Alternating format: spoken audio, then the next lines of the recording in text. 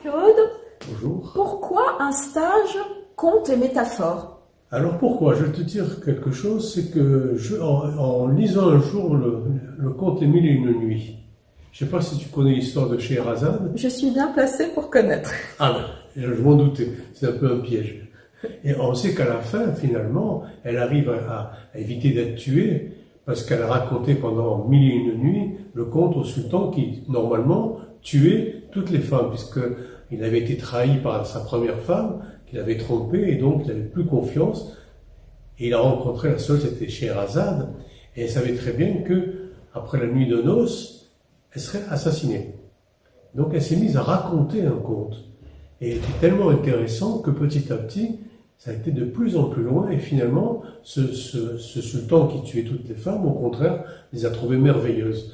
Par conséquent, je me suis dit, au fond, quand on raconte un conte, il y a quelque chose qui passe d'autre, et qui peut passionner les gens et les transformer. Et en même temps, chez les adultes, raconter un conte, on fait une sorte de régression. Voilà.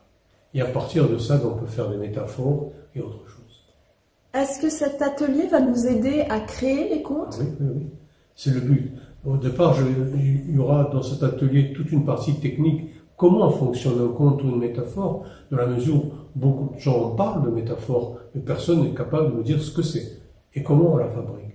Donc j'ai décortiqué ça en tant que psychanalyste, comment ça se passe un conte, enfin une métaphore, et ensuite dans l'autre atelier, à partir de techniques toutes simples, on peut faire une métaphore simplement en discutant pendant 10 minutes avec un patient. Voilà. Merci beaucoup Jean-Claude, à bientôt. À bientôt. Jean-Claude, aurais-tu une anecdote à nous raconter? Alors, le dernier, c'était je crois que l'été dernier, au cours du stage de conte et métaphore, j'ai appris à créer une métaphore. Et commençant s'y prendre après l'interrogatoire avec un patient, et le lendemain, une des stagiaires, elle me dit, mais c'est extraordinaire, j'ai rencontré une amie qui avait un problème, je l'ai laissé parler pendant 10 minutes, et elle lui a dit, tu me fais penser à une petite souris. L'image qui me vient en t'entendant parler. Et sa patiente, son amie, lui dit, mais c'est incroyable, parce que dans ma famille, on m'appelle petite souris. Déjà, ça n'a pas été fini. En plus, elle est italienne, et Topolino, ça veut dire aussi petite souris. Oui.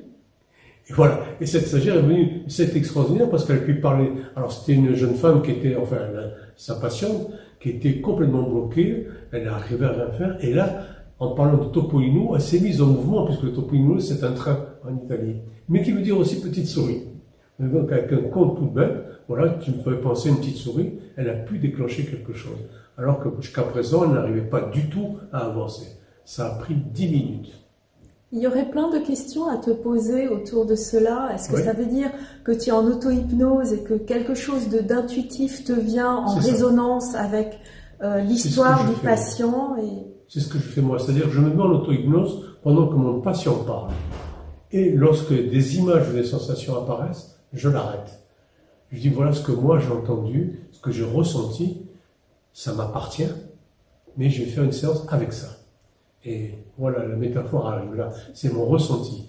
Il m'arrive souvent de penser qu'en fin de compte, on restitue au patient une belle histoire de ce qu'il nous a raconté lui, un autre conte qui l'aide à guérir. Oui, mais alors je crois que c'est intéressant, c'est que c'est pas les métaphores, c'est pas raconter une histoire justement, c'est rentrer dans l'inconscient du patient. C'est là que ça va devenir thérapeutique. Sinon, moi j'appelle ça une métaphore littéraire. Oui. Ça serait facile, on va dans une librairie, on achète des contes de fées et ça marche. Non, la métaphore ne marche que si on est dans le ressenti avec notre patient. C'est celle du patient. Et celle du patient, bien sûr. Et c'est ça que le plus difficile. Alors, nous avons hâte de cet atelier. Merci Jean-Claude. Merci beaucoup. À bientôt. À bientôt.